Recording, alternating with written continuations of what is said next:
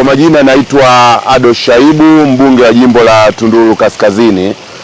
Binafsi nimezipokea habari za kutekwa, kuumizwa vibaya sana na jaribio la kutaka kumuua msaidizi wa Mheshimiwa Tundu Lissu, mwenyekiti wa Chadema, ndugu David Jumbe, kwa masikitiko makubwa sana.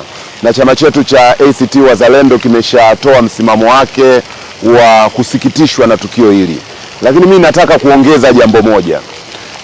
Kwa mtu yoyote yule ambaye ameandaa tukio hili, na bila shaka atakuwa ndio aliandaa na matukio mengi ya utekaji, akidhani kwamba kwa kuteka, kutesa na kuua watu atakuwa na uwezo wa kuwanyamazisha watu wao, analiingiza taifa letu kwenye changamoto na mkwamo mkubwa sana.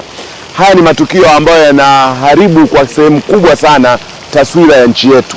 Kama unafuatilia mwenendo wa siasa za dunia, matukio kama haya ndiyo yanayosababisha hivi sasa katika bunge la Marekani, kwa mfano pale Senate, majadiliano yanaendelea juu ya kukithiri kwa vitendo vya namna hii. Kwa hiyo ninatoa rai kwa vyombo vya ulinzi na usalama, hasa jeshi la polisi, liache kupindisha maneno. Nimesikiliza kauli ya jeshi la polisi, wanachunguza. Mimi naona kauli ile haitoshi kabisa.